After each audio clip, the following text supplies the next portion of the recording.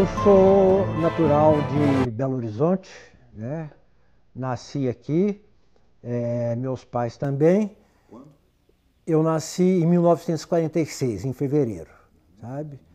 Meus pais também são de Belo Horizonte e minha ascendência é portuguesa, sabe? Ligada à época do ciclo do ouro. Nós moramos no bairro Funcionários, sabe? Moramos no bairro Funcionários. Então, lá era a casa dos pais, dos avós, né? Então, até eu me casar, o ponto de referência era o bairro dos Funcionários. Na infância, eu estudei no Grupo Barão do Rio Branco. Depois, no Colégio Arnaldo, e terminado, que na época, né, se chamava de curso científico, eu fui para a Escola Guinhar, né? Eu fiz o exame seletivo, o vestibular da época, e entre 18 e 19 anos eu comecei a estudar na Escola Guinhar. Naturalmente, toda criança lida espontaneamente com arte, certo? Então, eu, desde que tinha coordenação motora, psicomotora, né, eu desenhava como toda criança na infância e continuei. No nosso processo educativo, né, no princípio da adolescência, isso é abolido, né? É abolido e o estudo começa a ser direcionado para determinadas profissões, né? A pessoa vai ser advogado, médico, engenheiro, etc, etc. E não existe mais estímulo. Então, existe um bloqueio nessa área. Houve essa continuidade sem ruptura. Então, eu desenhei na infância, eu desenhei na adolescência e continuei desenhando normalmente. Agora, quando existe, né, essa interrupção brusca, o que acontece? O adulto, ele retoma o desenho ou a pintura na época que foi interrompido. Então é muito comum a gente, por exemplo, pedir um engenheiro para fazer um desenho, ele vai fazer um desenho como ele fazia aos 9 anos de idade, um bonequinho, uma árvore, porque não houve mais continuidade no processo, né? Houve uma interrupção. No meu caso, isso fluiu naturalmente da infância até o momento atual. Na minha infância, várias coisas me chamavam a atenção nesse sentido. A natureza era uma referência importante, né? Ver, por exemplo, em férias na praia, o mar, as areias, os recifes, coisas assim. Outra referência importante eram as ilustrações de revistas e livros infantis. Muitas vezes, no contato com a literatura, né, o desenho interessava mais do que a própria história contada, né? Eu ficava louco para chegar na hora do desenho para ver a ilustração. Então existia uma atração natural, né, pelo desenho, pela coisa gráfica, pela cor. Eu fiz o vestibular para a Escola de Arquitetura e para a Escola Guinhar.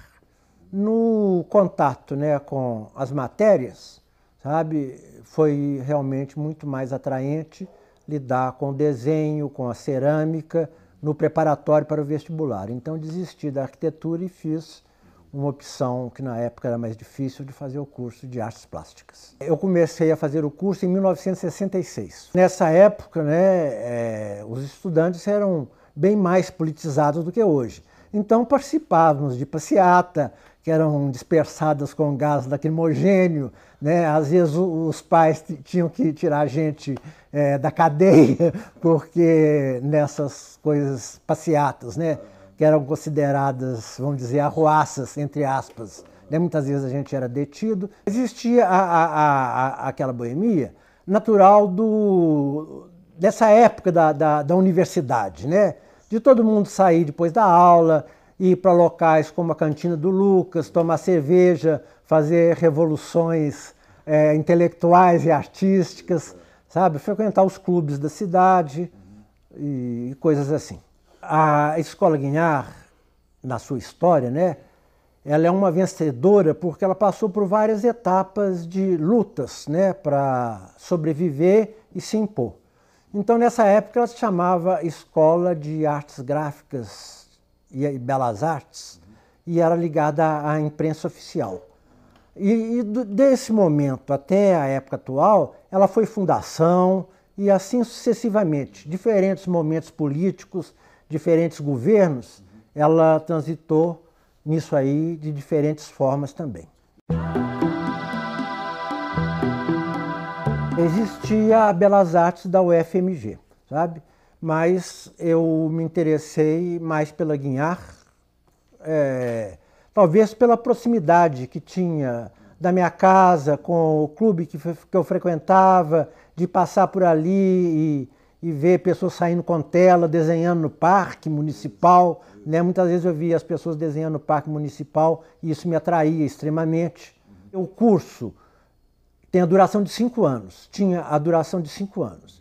Então, no que se poderia chamar de base do ensino, a gente lidava essencialmente com desenho para adquirir domínio dos meios de expressão, para depois se trabalhar com a escultura, com a gravura, com a pintura.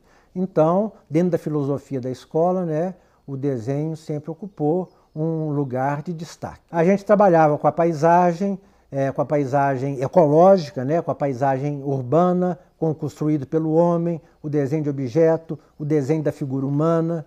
Meus professores de desenho, por exemplo, na área da figura humana, nessa época a professora era a Solange Botelho, sabe? A Sara Ávila, sabe? A gente trabalhava também com a cerâmica e a modelagem, porque o que a gente fazia no bidimensional, que era o papel, a gente também fazia na terceira dimensão, que era a cerâmica e a modelagem. Então, com a professora Lisete Menberg, o professor Alberto de Castro, sabe? E durante esses 5 anos, fomos passando por diversos professores. Eu tive aula de gravura com a Yara Tupinambá, sabe? Aula de pintura com diversos professores, tive aula com o Amilcar de Castro, de escultura, sabe? A Sara Ávila teve especial importância na minha formação com a matéria que ela lecionava, que era a criatividade, sabe? Que a matéria que ela própria implantou na Escola Guinhar, onde depois que se adquiria a base do desenho, né, a gente tinha contato com várias experiências e vários materiais para cada um se identificar com um caminho pessoal a ser seguido futuramente. Nesse período, o desenho sempre foi marcante, né? Eu trabalhei muito com desenho da figura humana, fazendo retrato, desenho de objetos, desenho de humor. Naquela época, no final dos anos 60, né, dos anos 70, a arte contemporânea era a pop, né? E começou-se a fazer o que se hoje chama de instalações, artes sensoriais e coisas assim, que começaram a sair desses padrões que eram muito rígidos, né? Desenho, fotografia, pintura, escultura. Então começou a haver um leque onde permitia a interferência do corpo, a entrada de outros materiais, a entrada de luzes, coisas a ser tocadas, performance. Eu me formei em 71. Durante o curso eu fiz especializações de desenho no Festival de Inverno da UFMG em Ouro Preto, né?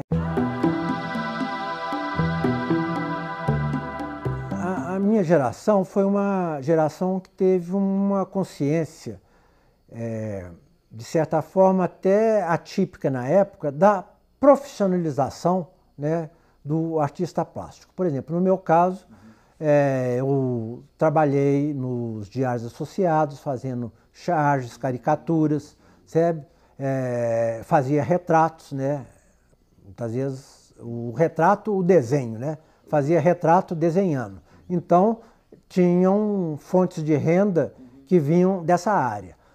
Uma coisa muito marcante também no final dos anos 60 e nos anos 70 eram os salões de arte e as premiações. Então, muitas vezes, assim, os prêmios, né, eram uma forma de se projetar no cenário nacional e ganhar também a aquisição, né, que era a remuneração do trabalho premiado. Então eu obtive premiações em Belo Horizonte, em São Paulo, em Pernambuco, enfim, se transitava como estudante pelos salões universitários e outros.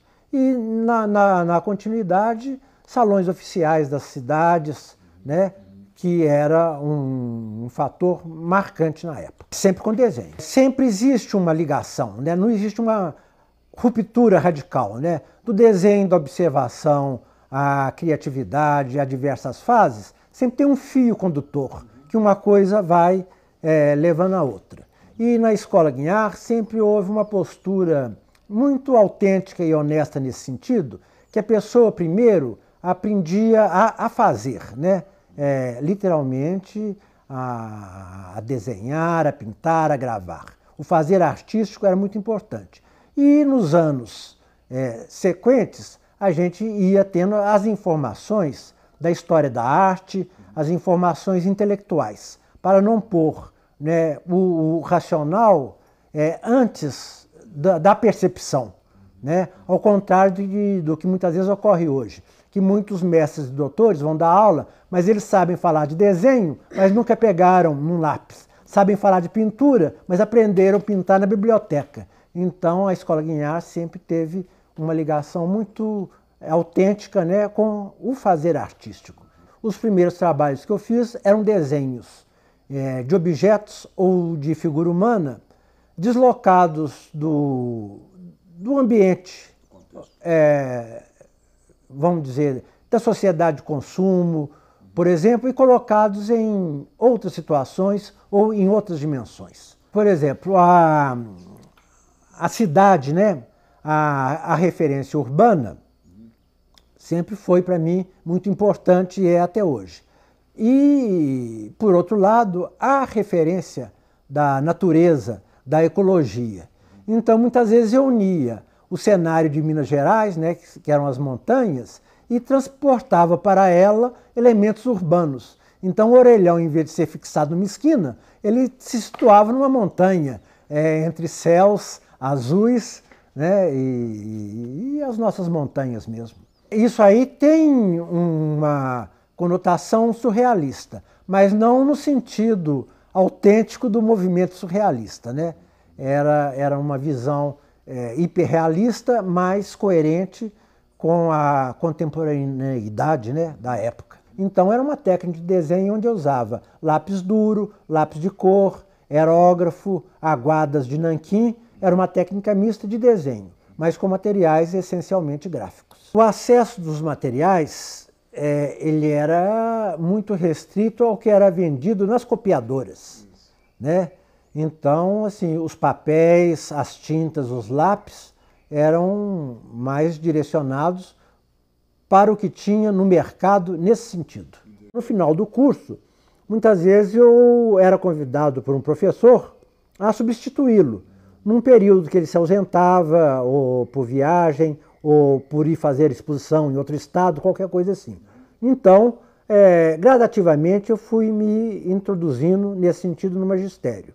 Depois a escola, paralela ao curso oficial, ela tinha um curso muito importante, que era o curso livre, onde as pessoas que não queriam fazer a atividade acadêmica, né, dos 5 anos com diploma, elas poderiam escolher matérias, ou pintura somente, ou desenho somente, ou história da arte, enfim, escolher uma matéria e cursar somente aquela matéria nos cursos livres. Então, enquanto estudante também, eu já dava aula nos cursos livres. E depois de formado, né, com a graduação, eu passei já a lecionar na Escola Guinhar, logo após o ano que eu formei oficialmente como professor da escola, na disciplina de desenho. Entendi. Nos vários desenhos, né, que o desenho na Escola Guinhar não é um desenho, né, existem várias modalidades do desenho. As fases, né, que a gente vai percorrendo, né, na nossa trajetória de artista, é como um livro contado em capítulos. Um capítulo leva ao outro. Então, às vezes, o desenho com o material, chega uma hora que ele saturou, de alguma forma, com o que você queria falar. Então, mas ele deixa dicas, vamos dizer assim, registros para um segundo passo. Os erros vão nos ensinando, né? Às vezes uma coisa que você queria fazer não deu certo, mas o erro ele te mostra outro caminho. Então tem várias formas, né, que você vai percorrendo. E o próprio fazer artístico, ele vai te levando a novas descobertas e dando sequência a essa história aí, que formalmente é chamada de fases. Existem fases mais definidas, mas existe um fio condutor entre elas. Trocando em miúdos, eu tive uma fase só, que começou na infância e é o meu trabalho atual. Agora, é claro que tem temas e abordagens diferentes, né, que são separados, né, aí verbalmente, como fases nesse sentido. Por exemplo, muitas vezes, né, o telefone que morava na mesa do meu quarto de solteiro, anos depois foi parar no meio de uma montanha como orelhão, né? Mas existia o desenho de um telefone como desenho de objeto. Existia o desenho de orelhão numa montanha, já entrando no processo criativo e dando uma outra dimensão para o domínio gráfico, né, dessa disciplina ou forma de expressão. Muitas vezes eu desenhava dentro de estruturas circulares, né? Teve uma fase que eu usava o círculo como referência, né? O círculo e o quadrado. Os anos 70, né, eles foram dos anos mais ricos, né, que existiram nas manifestações artísticas, não só no Brasil, como no mundo todo, né? Beatles e tudo mais que a gente conhece aí. Então, foi uma época que o desenho tomou uma dimensão muito importante e o desenho de Minas se projetou nacionalmente como referência, né? Então, dentro do pop desenho, o desenho em preto e branco, a introdução de cores, a introdução da colagem, a introdução de monotipias, a mistura de desenhos e gravuras, enfim, tudo isso são caminhos que vão se ampliando, né, e enriquecendo nossa trajetória. Muitas vezes eu estava fazendo um desenho de observação, observando a natureza.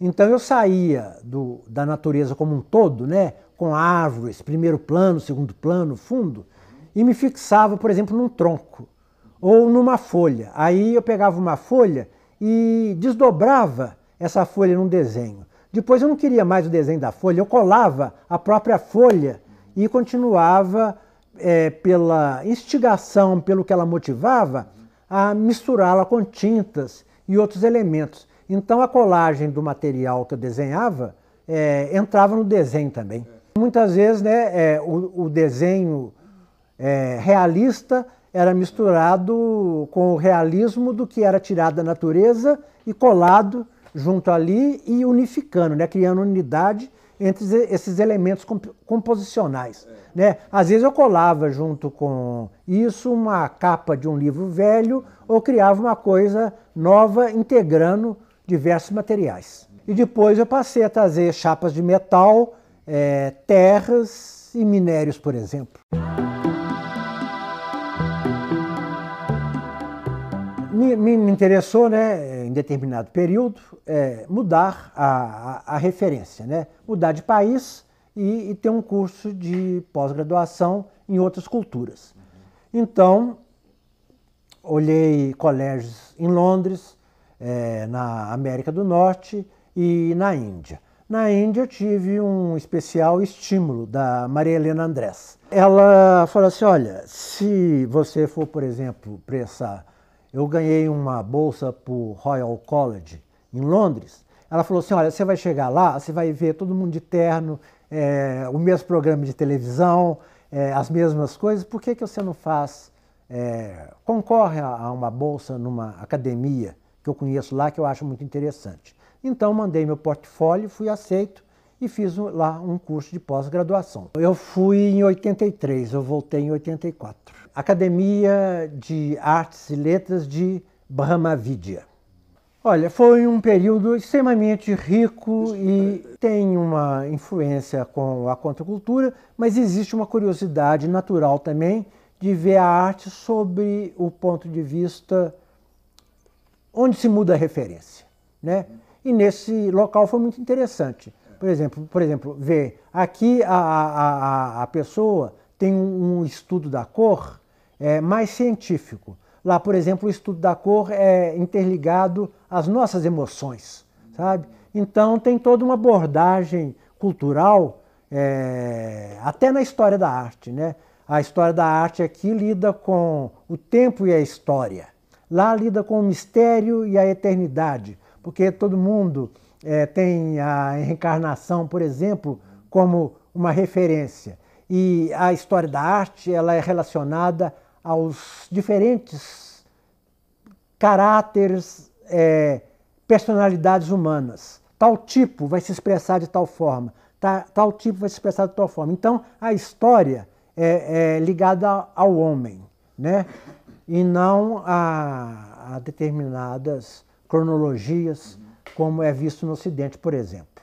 Né? Isso falando de forma resumida, que é um assunto extremamente mais vasto. Esse curso teve a duração de 6 meses, mas eu fiquei fora do Brasil 9 meses. Então tem matérias que na arte, né, elas são básicas em qualquer lugar do mundo, né? Por exemplo, o desenho como referência, então lá existe também. Mas existem outras matérias que não temos com elas correspondência curricular.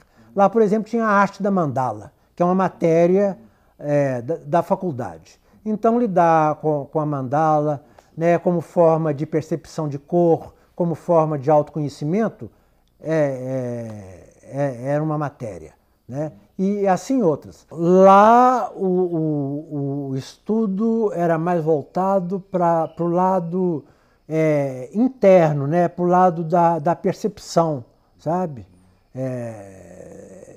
Desvinculado do racionalismo ocidental. Eu não procurava exatamente uma ruptura, mas eu procurava enriquecer, né, minha forma de conhecimento com visões diferentes. Por exemplo, uma aula de cor, por exemplo, lá era totalmente diferente. A academia na qual eu estudei, ela tinha uma reserva ecológica nas proximidades. Então a aula de cor, por exemplo, era assim, olha, você vai observar as estações do ano, né? Cada estação do ano tem uma cor. Por exemplo, o outono é amarelo e roxo. A primavera é vermelho e verde. O inverno, obviamente, é branco e preto. Qual a sua estação do ano hoje? Você está num dia de inverno ou um dia de primavera? Então você vai na floresta aí e vai colher as cores da sua estação do ano. E depois fazer um trabalho com os materiais e com essas cores. Então, é uma abordagem diferente de falar assim, cores primárias, cores secundárias, pigmento X, vermelho misturado com amarelo, dá tal cor, azul, sabe? Então, era um embasamento espiritual, filosófico e mais ligado ao profissional do sensível mesmo.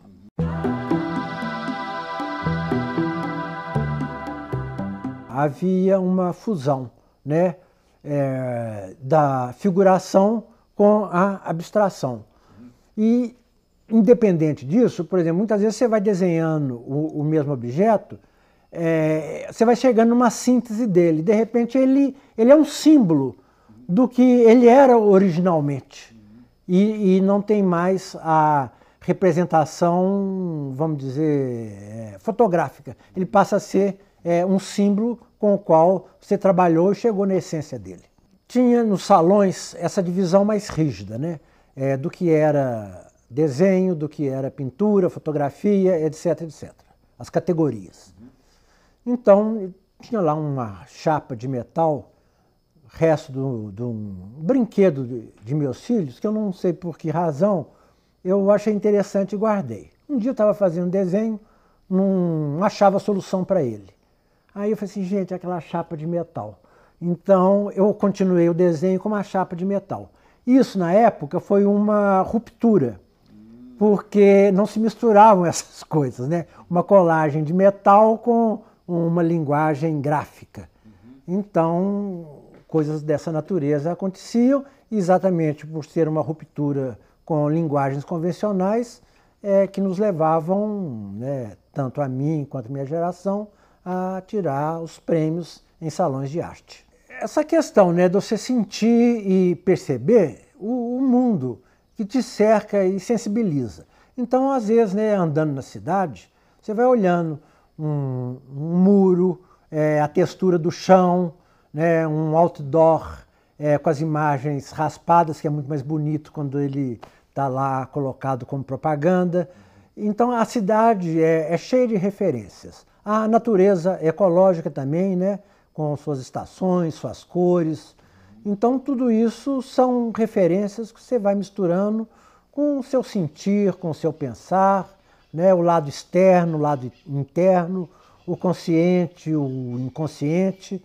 Então, são vários elementos, né, que vão fazendo parte de um mesmo todo. É muito interessante essas descobertas que só ocorrem na prática, né, no fazer artístico. Por exemplo, estou fazendo lá um desenho e não estava gostando. Então, ia fazendo e desmanchando.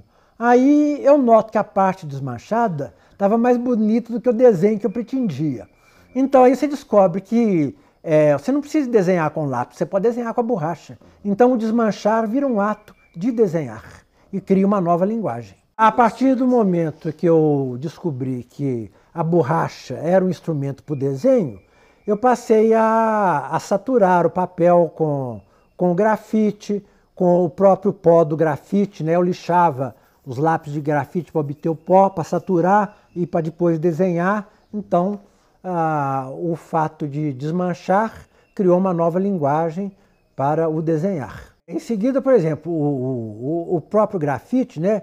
Ele foi me mostrando outras dimensões, que eu poderia misturá-lo com tintas, com colas, fazer dele não um material gráfico, mas uma pintura, ou uma matéria, ou um fundo para acolher outros materiais. Então ele foi tomando uma dimensão muito ampla, né? Então na minha trajetória eu lidei com grafite, né, do lápis duro, do lápis 6H, do lápis 3H, até o pó dele transformado em tinta, né?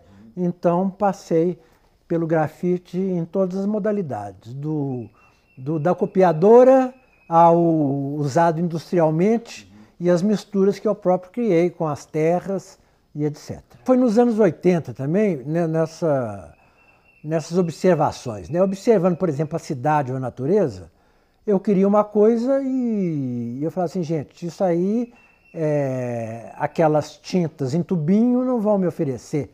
E nem eu vou poder usar porque eu vou querer um espaço maior, eu vou ter que comprar umas 50 caixas, né? Então, observando as coisas que eu queria fazer, eu tive que criar um material que me permitisse expressá-las. E eu não encontrava isso nos padrões industrializados. Então eu comecei a criar meus próprios materiais com os quais eu podia usar em superfícies grandes e em outras modalidades não convencionais. Não houve assim uma ruptura. Um dia eu fiz isso, um dia aquilo. É como essa questão.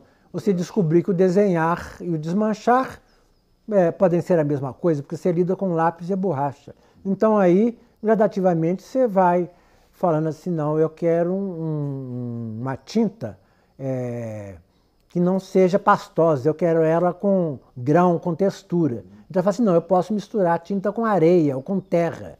Então aí os materiais começam a surgir em novas descobertas. Muitas vezes, né, eu transito em diferentes formatos. Muitas vezes o material, né, ele pede um espaço grande, né, para a sua utilização, né? Eu não vou poder, por exemplo, pegar resíduos de uma indústria e fazer num papel frágil e pequeno. Eu preciso de um suporte forte que, né, lide bem com essas matérias, né? E outras vezes você precisa da delicadeza de um papel,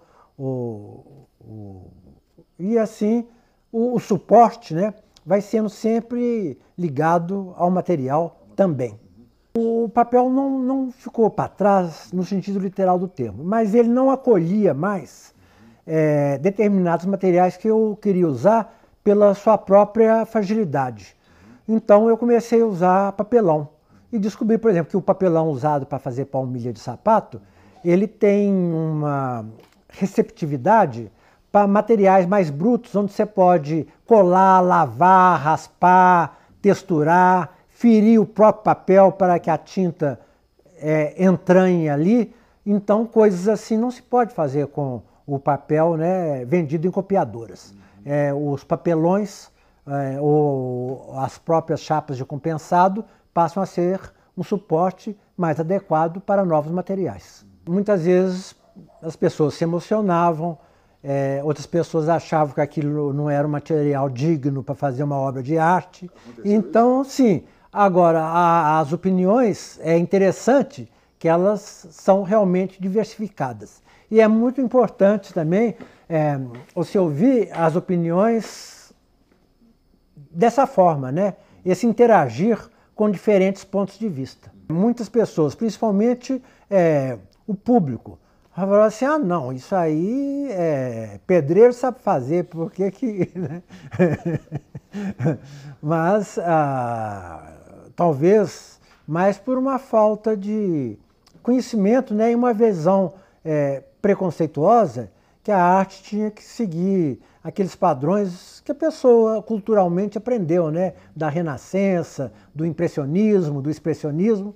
Então a ruptura desses padrões muitas vezes causa no leigo uma espécie de que aquilo não tem uma qualidade porque está fora do que ele conhece, né? A classe artística normalmente ela compactua, né, e acolhe bem, né, as nossas trajetórias e experiências. Uma vez o presidente da Fundação Estadual do Meio Ambiente, o José Cláudio Junqueira, ele vendo trabalhos meus, ele viu ali a mistura de metal oxidado com rebocos de alvenaria pintados, então ele notou que poderia haver uma ligação disso com questões ligadas ao meio ambiente e à economia sustentável.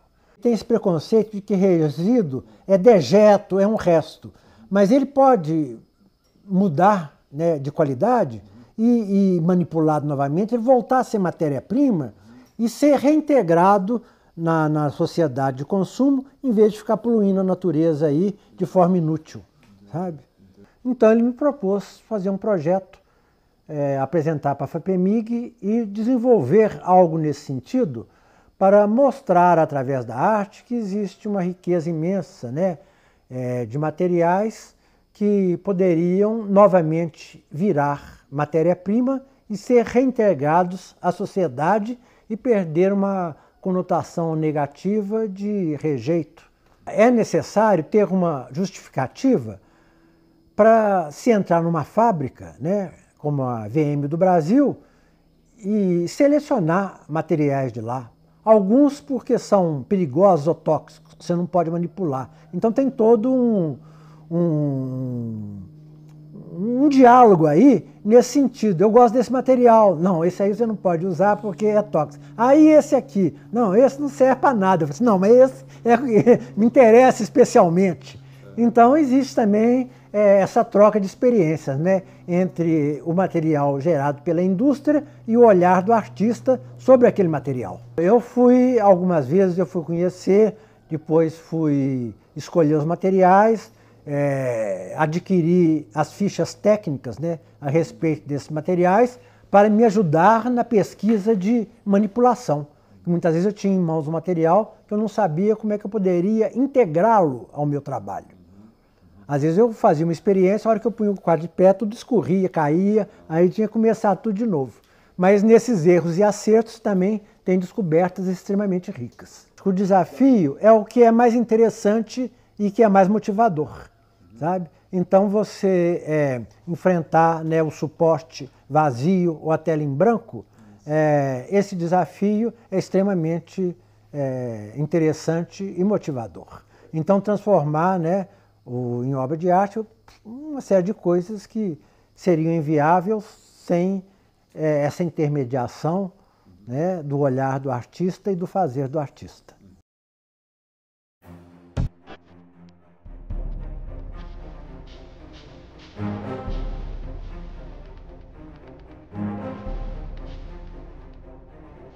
O mercado, né, ele, apesar de lidar com arte, ele tem especificações que muitas vezes independem da própria trajetória do artista, certo? O mercado ele vai lidar com diferentes valores. Tem quadros de preços enormes, né, de alta qualidade, e tem coisas que adquirem preço de mercado, mas que talvez não sejam tão expressivos como obra de arte. Mas o mercado está lidando com a comercialização da obra de arte. Então ele tem suas leis e suas regras, que são diferentes, né, do caminho da arte pela arte, que não está vinculada a nenhum desses fatores. Mas, né, é interessante se transitar nos museus, no mercado, nos salões, no seu caminho individual e interagir, de certa forma, com esse mundo que nos envolve. E existem, né, artistas que preferem trabalhar nessa linha, para atender uma solicitação de moda ou de mercado, sabe?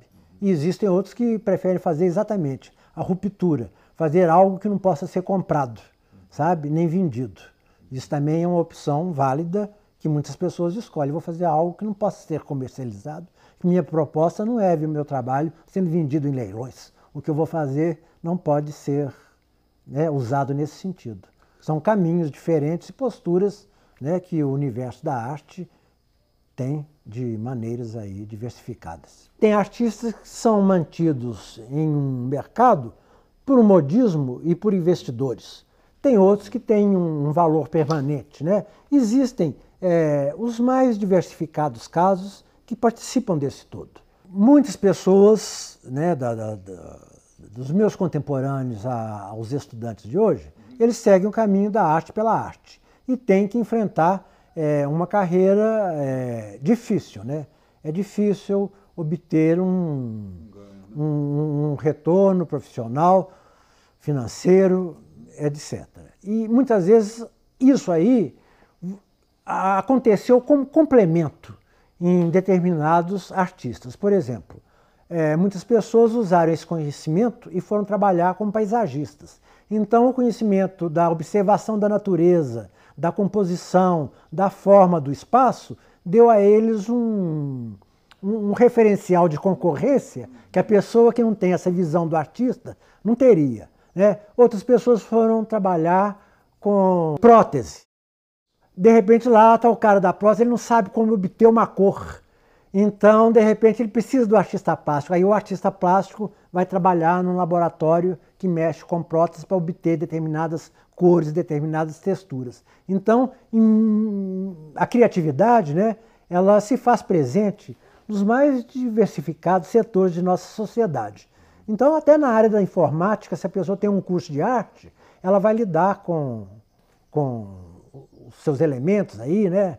Photoshop, a composição, a forma de expressão, de uma maneira diversificada.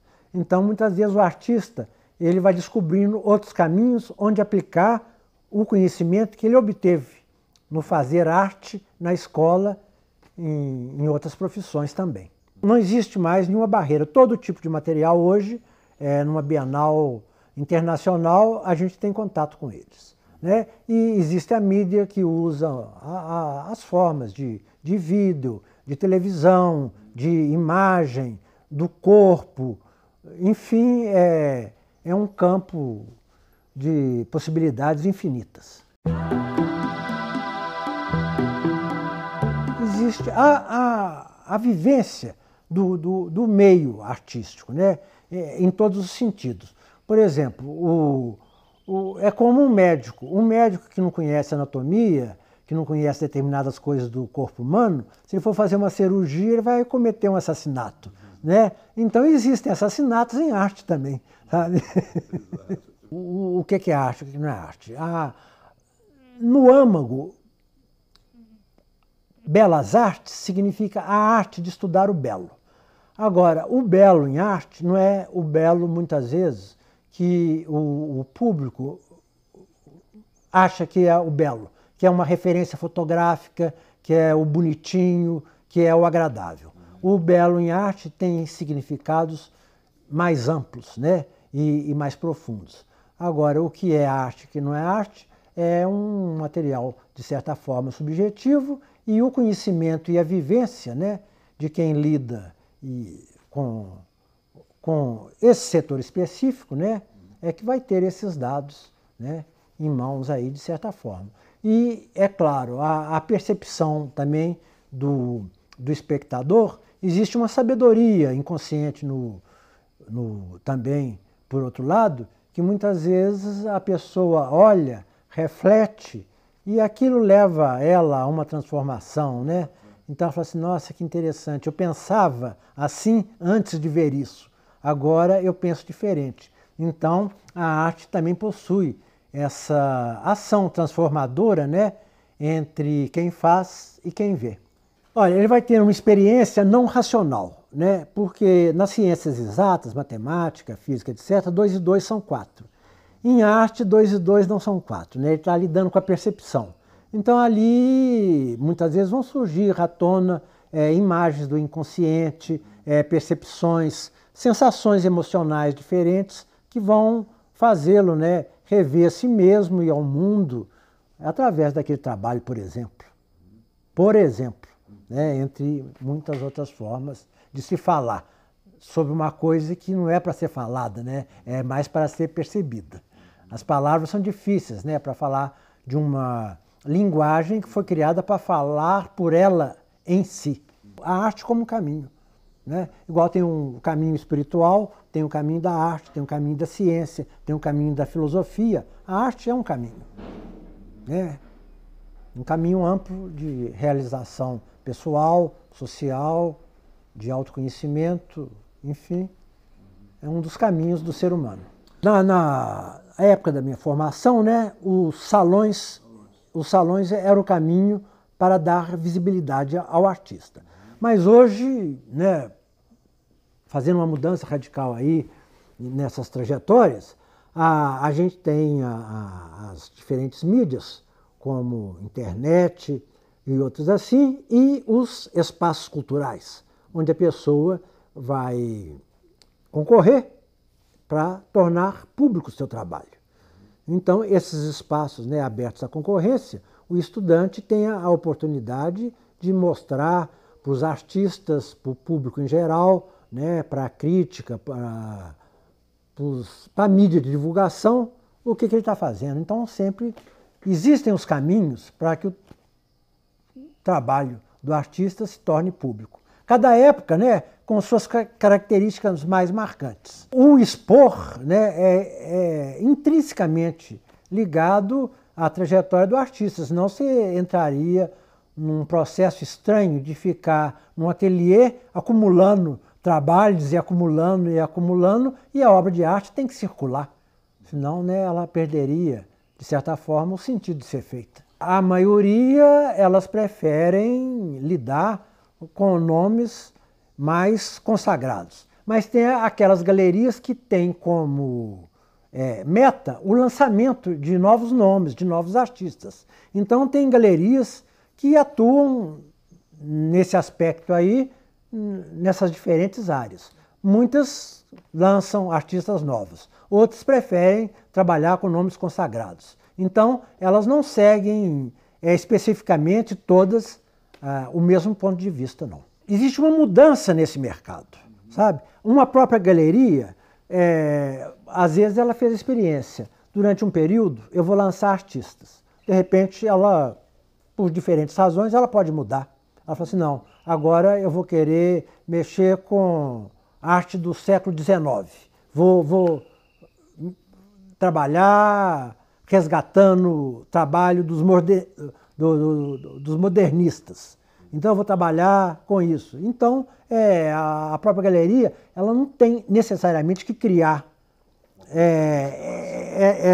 essa linha e seguir ela a vida inteira. Ela tem também uma liberdade de lidar com diferentes momentos da arte, sabe? Então eu não posso rotular.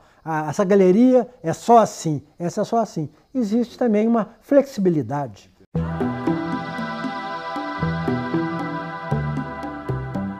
Foi um desafio, sim, pelo fato de ter que lidar com questões mais burocráticas, porque a Escola Guignard, antes de ser uma universidade do Estado, né, ela teve uma história, né, de reconhecimento, né, além de nossas fronteiras, e uma liberdade muito bem estruturada. A partir do momento que ela é enquadrada num sistema oficial, isso cria certas dificuldades, né? Porque a liberdade do fazer muitas vezes entra em conflito com o pensamento político ou burocrático ou estruturas, né? Nesse sentido. Então, o mais difícil é lidar com as imposições da instituição oficial que não está muitas vezes preparada para lidar com esse lado da percepção e do fazer artístico. Os mandatos, né, da direção, eles têm a duração de 4 anos e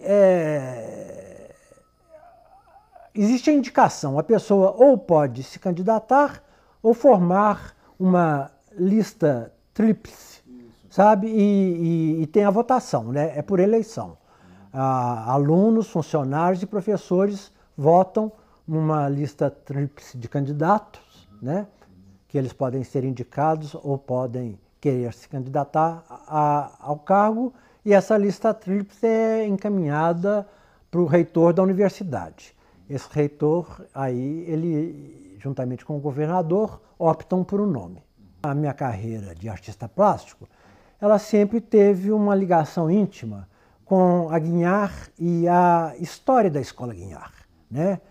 Que desde a época da sua fundação, nos anos 40, quando Juscelino, né, introduziu a modernidade em Minas Gerais e trouxe Guignard para fundar a escola que existe até hoje. Então hoje a reitoria da universidade, o governo, tem interesse de transferi-la para um campus a ser construído e transformar a escola num centro cultural. Eu acho que isso seria um desastre para uma escola que tem uma história, tem uma vida própria, tem uma filosofia reconhecidamente importante no ensino da arte, né?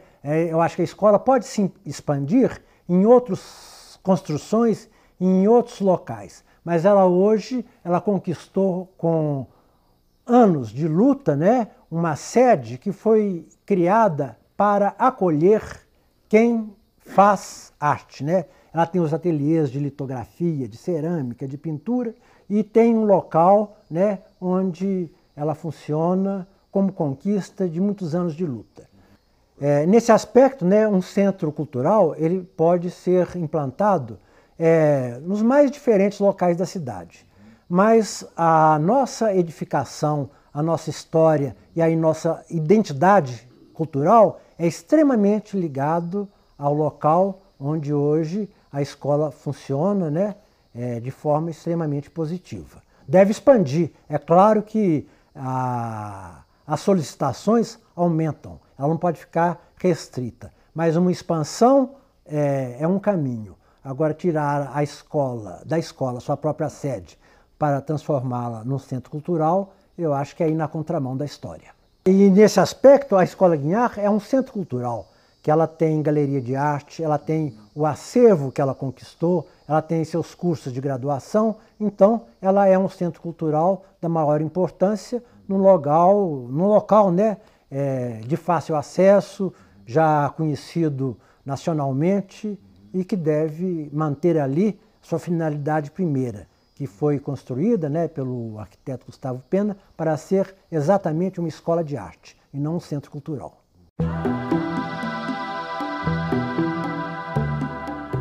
Eu acho que desde tempos imemoriais, né, como os desenhos paleolíticos até hoje, o ser humano tem necessidade de criar, né, formas de expressão que só aquela é que transmite o que ele quer exprimir.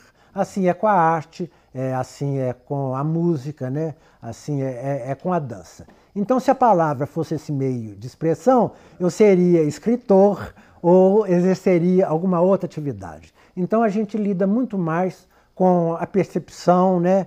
Com o que você vai fazer a outra pessoa sentir através do olhar, através do contato com sua obra. Né? Eu não crio uma obra para gerar uma teoria intelectual sobre ela. Né? Eu criei ela para interagir comigo, com o espectador e com o mundo de uma maneira mais ampla. A arte também ela permite muita experimentação vazia dessa sustentabilidade. Muitas vezes a pessoa é um inventor. Por exemplo, o cara que fez o cotonete, né? Ele foi muito inteligente, ele pegar um algodão e pôr num pedaço de plástico. Mas ele é um inventor. Muitas vezes a pessoa inventa uma coisa, joga lá numa Bienal ou numa exposição, faz um monte daquela invenção e aquilo passa como arte. Mas não tem uma estrutura e um caminho para se chegar àquela conclusão.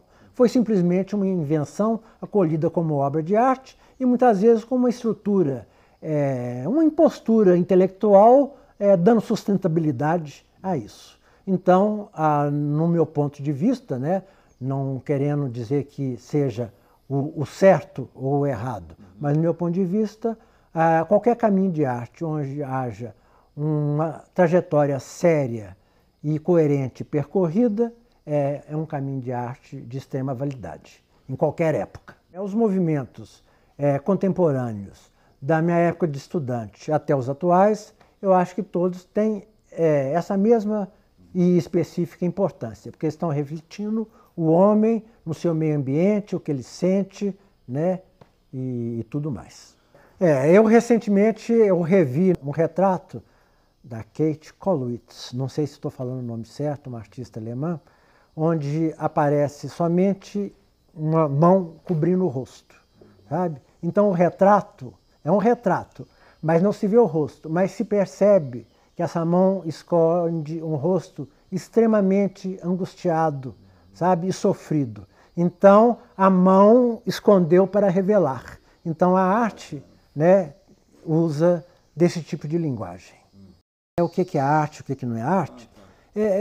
Me ocorreu aqui, né, não sou uma pessoa que saiba falar muito bem sobre o assunto, um poema de João Cabral, de Melo Neto, né, que ele fala que não se deve perfumar a flor, sabe? Que ela, né, já tem seu perfume da maneira como a natureza perfeitamente o criou.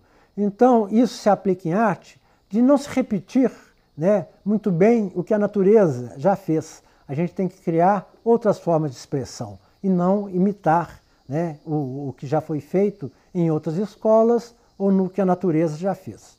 E muitas vezes acontece também, voltando a essa imagem, a pessoa quer que a gente explique racionalmente um trabalho. Me explica o que esse trabalho significa. Isso seria também, como, voltando ao poeta, explicar como é que você me explica o cheiro de uma rosa, por exemplo, né? Você percebe, você sente, mas você explicar com palavras, né, é um campo que ele foi criado, como eu disse anteriormente, para ser percebido, sentido e mostrado, e não dissecado através das palavras.